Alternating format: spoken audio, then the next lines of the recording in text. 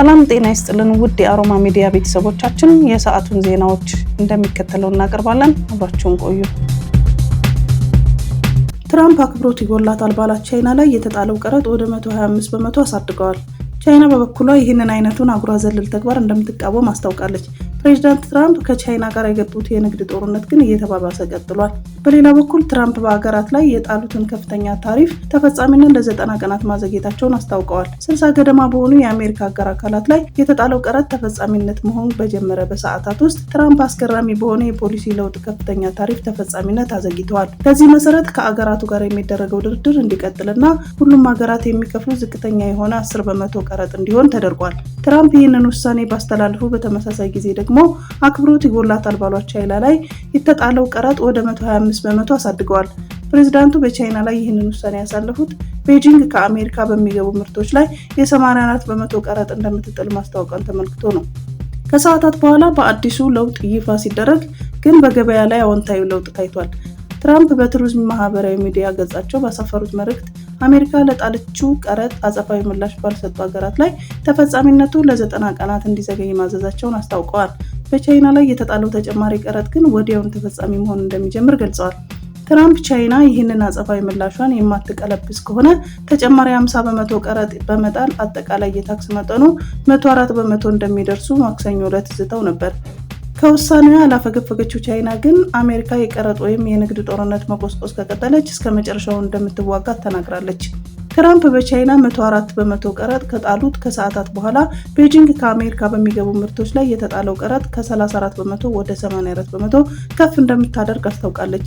የቻይና የውጭ ጉዳይ ሚኒስቴር ቃል አቀባይ ሊን ጂያን አሜሪካ ተንኳሽ በሆነ ሁኔታ ቻይና ላይ ቀረጥ መጣል ትቀጥላለች ብለዋል።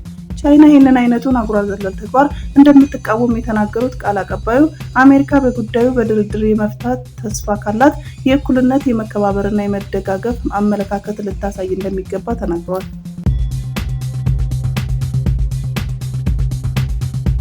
በአሜሪካ በተከሰተ የሄሊኮፕተር መከስከስ አደጋ የ6 ሰዎች ሕይወት ማለፉ ተገለጸ።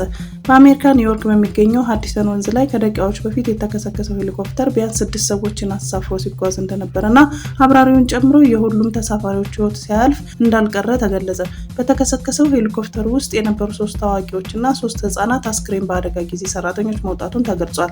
የኒውዮርክ ፖሊስና የአደጋ ጊዜ ሰራተኞች ሃዲሰን ወንዝ አካባቢ ከፍተኛ የነፍስ አድን እንቅስቃሴ እያደረጉ እንደሚገኝ ተገልጿል። የአደጋው መንስኤና የሟቾች ማንነት ፖሊስ ማጣራት እያደረገ እንደሚገኝና አሁን ላይ ዝርዝር መረጃ ለመስጠት ጊዜው ገና እንደሆነ ጠቁሟል። አደጋው ልብ የሚሰብርና እጅግ አሳዛኝ ነው ሲሉ የገለጹት የኒውዮርክ ከተማ ከንቲባው ኤሪክ አዳምሰን ነዋሪዎች ወደ አደጋው ስፍራ እንዳይጠጉ በማህበራዊ ትስስር ገጻቸው አሳስበዋል። የሩዋንዳ ፕሬዝዳንት ፖል ካጋሜ ሩዋንዳ ላይ ማዕቀብ የጣሉት ሀገራትን ወደ ገሃነም ሄዱ አሏቸው። በቱቲስት ብሔረሰብ ላይ የተፈጸመውን የዘር ማጥፋት 31ኛውን ዓመት በሚዘክርበት ወቅት ፕሬዝዳንት ፖል ካጋሜ በሩዋንዳ በዲሞክራቲክ ሪፐብሊክ ኮንጎ ስላላት ሚና ለሚቀርብባት ዓለም አቀፍ ትችት የድፍረት ምላሽ ሰጥተዋል። ማዕቀብ በጣሉ ምዕራባውያን ሀገራት ላይ በቁጣ በመናገር ወደ ገሃነም ሄዱ ብሏቸዋል። ሩዋንዳ በቱቲስ የሚመራው የኤም23 አማጺ ቡድን ትደግፋለች በሚል ክስ እየጨመረ የመጣ ጫና እየገጠማት ነው። እንግሊዝና ጀርመን እርዳታ አቋርጠዋል። አሜሪካ በአንድ ሩዋንዳ ሚኒስተር ላይ ማዕቀብ ጣለች። የአውሮፓ ህብረትም ተመሳሳይ እርምጃ የወሰደ ሲሆን ወሳኝ የሆነ የማዕድን ስምምነት በመገምገም ላይ ነው። ካናዳ የውጭ ንግድ ፍቃዶችንና ይፋዊ ጉብኝቶችን አግዳለች። የዚምባብዌ መንግስት በቀድሞ ፕሬዝዳንት ሮበርት ሙጋቤ ዘመን በተካሄደ አወዛጋቢ መሬት ማሻሻያ ፕሮግራም መሬቶቻቸውን ላጡ ነጭ ነጋዴዎች፣ ገበሬዎች የካሳ ክፍያ መክፈል ጀመረ። አፍሪካዊቷ ሀገር በአወዛጋቢ መሬት ማሻሻያ ምክንያት ለተፈናቀሉ 378 ገበሬዎች $3.1 ሚሊዮን ካሳ ሰጥታለች። በመንግስት ባለቤትነት የተያዘው የዚምባብዌ የሚታተመው ዘ ሄራልድ ጋዜጣ ዛሬ ሐሙስ እንደዘገበው የካሳ ክፍያ ለረጅም ጊዜ የዘለቀውን አለመግባባት ለመፍታት ትልቅ ምዕራፍ ከፋች ነው ብሎታል።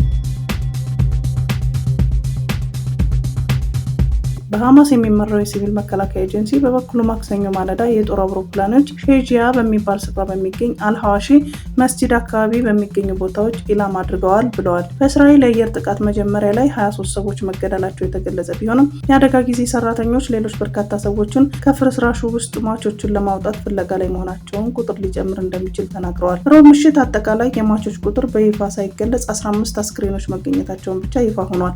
የእስራኤል ጦር በአካባቢው ጥቃቶች በማቀድና በማስፈጸም ኃላፊነት ያለው ከፍተኛ የሐማስ አሸባሪ መትቻለሁ ብሏል። በሰላማዊ ሰዎች ላይ የሚደርሰው ጉዳት ለመከላከል ኢላማቸውን ለይተው የሚመቱ የጦር መሳሪያዎችን ከመጠቀም ጀምሮ በርካታ እርምጃዎች ተወስደዋል ሲል ገልጿል። ሩሲያና አሜሪካ የእስረኛ ልውውጥ አደረጉ። አሜሪካና ሩሲያ በተባበሩት አረብ ኤሚሬት አማካኝነት የእስረኛ ልውውጥ ማድረጋቸውን አስታወቁ። የሩሲያ የፌዴራል ደህንነት አገልግሎት የአሜሪካ ዜግነት ያላትን ካሲና ካርሊናን በሩሲያው አርተር ፔትሮቭ መለዋወጣቸውን ገልጿል። ሩሲያ ከአሜሪካ ጋር የተደረገውን የእስረኛ ልውውጥ እንዲሳካ አስተዋጽኦ ላበረከተችው አረብ ኤሚሬት ምስጋናዋን አቅርባለች ተብሏል። የሩሲያ ዜግነት ያለው ፔትሮቭ በፈረንጆች 2023 በግሪክ ሳይፐርስ በቁጥጥር ስር ከዋለ በኋላ ነበር ወደ አሜሪካ በ2024 ተላልፎ የተሰጠው። ፔትሮቭ የተከሰሰው የተከለከሉ ዕቃዎችን በህገወጥ መንገድ በመጣስ ሲያዘዋውር በቁጥጥር ስር መዋሉን ተከትሎ ነው ተብሏል።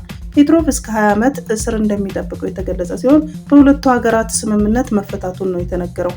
በሌላ በኩል ካሲና ካርሊናን የአሜሪካ ሩሲያ ጥምርት ዜግነት ያላት እንዲሁም የሎስ አንጀለስ ነዋሪ ስትሆን በፈረንጆቹ 2024 በሩሲያ ካትሪንበርግ ከተማ ለዩክሬን ስትሰልል በቁጥጥር ስር መዋሏን ተመላክቷል። በቻይና ሙሉ ቀን ያደረገውን ካልሲ የማሽተት ሱስ ያለበት አንድ ግለሰብ በሳምባ ፈንገስ በሽታ ተጠቃ። ለአንድ ቀን ሙሉ ያደረገውን የቆሸሸውን ካልሲ ካደረገ በኋላ የማሽተት ልምድ ያዳበረው ቻይናዊ በፈንገስ የሳምባ በሽታ መያዙን በሕክምና ተረጋግጧል። በቻይና መገናኛ ብዙሃን ላይ እንደተገለጸው በቾንጊንግ የሚኖረው ይህ ሰው በከባድ ሳል ተጠቅቶ ወደ ሳውዝ ዌስተርን ጦር ሰራዊት ሜዲካል ዩኒቨርሲቲ ለመግባት ተገዷል። ሰውየው ለዶክተሮች እንደተናገረው ከቅርብ ቀናት ወዲህ ሳል እያስቸገረው ሲመጣ የሳል ሽሮፕ ቢወስድም ሳል እየባሰበት ይሄዳል። አይኑም ደም እስከሚመስል በመቀየሩ የህክምና እርዳታ ለማግኘት እንዳነሳሳው ተናግሯል። የሲቲና የኤምአርአይ ምርመራዎች የህክምና ባለሙያዎች ካደረጉለት በኋላ ዶክተሮች በታችኛው የቀኝ ሳምባው ላይ አጠራጣሪ ጥላዎችን አግኝተዋል። ከዚህ በኋላ በብሮንስኮፒ በማየት እንደተቻለው ታካሚው በአስፐርጊለስ ኢንፌክሽን ምክንያት በሚመጣ የሳምባ ፈንገስ በሽታ እንደሚሰቃይ ተደርሶበታል። ዶክተሮቹ ስለ ኢንፌክሽኑ መንስኤ ሲጠየቁ ሰውየው የራሱን ቆሻሻ ካልሲ የማሽተት ልምድ እንዳዳበረ በሳውዝ ዌስተርን ሆስፒታል የመተንፈሻ ህክምና ዲፓርትመንት ሐኪም ዶክተር ሊያንግ ፒያኪያንግ እንደተናገሩት ታካሚ ስለ ቤቱና የአየሩ ዝውውር ምን ያህል ጥሩ እንደሆነ መጠየቃቸውን ይናገራሉ። ሰውየው ከስራ በመጣ ቁጥር ወደ ማጠቢያ ማሽን ከማወርወሩ በፊት የቆሸሸውን ካልሲ የማሽተት ከፍተኛ ሱስ እንዳለበት ተረድተዋል። የቆሸሸ ካልሲውን ጥንዶቹን ወስዶ ከመረመሩ በኋላ ዶክተሮቹ የአስፐርጊለስ ምልክቶችን በካልሲው ላይ አግኝተዋል። ንጽህና የጎደለው ልማዱ የኢንፌክሽኑ መንስኤ እንደሆነ አረጋግጠዋል። ጥቅም ላይ የዋሉ ካልሲዎች ላብ ጨዋማ በመሆናቸው በጫማ ውስጥ ያለው ሞቃታማና እርጥበት ያለው አካባቢ የፈንገስን እድገት እንዲኖረው ያደርጋል። የቆሸሹ ካልሲዎች የግለሰቡ የራሱ ቢሆኑ እንኳ አደገኛ ፈንገስና ባክቴሪያዎችን በመያዛቸው በተደጋጋሚ የማሽተት ልምድ የጤና አደጋን ይጨምራል። አፍንጫና ጉሮሮውን ካለፉም ወደ ሳምባ ሊገቡና ለረጅም ጊዜ መዘዝ የሚያስከትሉ የፈንገስ በሽታዎችን ሊያመጡ ይችላሉ። ከጅቡቲ ወደ ኢትዮጵያ በቦቴ የሚገባው ነዳጅ ከቀጣይ ዓመት ጀምሮ ሙሉ ለሙሉ በባቡር ይጓጓዛል ተባለ። በባቡር መጓጓዙ የነዳጅ ዋጋ ላይ ቅናሽ ሊያመጣ እንደሚችል የኢትዮ ጅቡቲ የምድር ባቡር አክሲዮን ማህበር አስታውቋል። በባቡሩ በቀን 10 ጊዜ በመመላለስ በዓመት 4.2 ሚሊዮን ቶን ነዳጅ ለማመላለስ የታቀደ ሲሆን ይህ ነዳጅ አቅርቦት ችግር ከመቅረፉም በላይ የነዳጅ ማጓጓዣ ጊዜን ይቀንሳል ተብሎ ታምኗል። ከአዋሽ እስከ ጅቡቲ ድረስ ያለው የባቡር መስመር ዝርጋታ ሙሉ በሙሉ ሲጠናቀቅ በመጪው ዓመት አገልግሎቱን እንደሚጀምር ተጠቁሟል። የኢትዮ ጅቡቲ ባቡር መስመር ፍጥነት በሰዓት 37 ኪሎ ሜትር ከነበረው የጉዞ ፍጥነት ወደ 60 ኪሎ ሜትር እያደገ መገለጹን ይታወሳል። የኢትዮ ጅቡቲ ባቡር መስመር ፍጥነት በሰዓት 37 ኪሎ ሜትር ከነበረው የጉዞ ፍጥነት ወደ 60 ኪሎ ሜትር እንዳደገ መገለጹ ይታወሳል።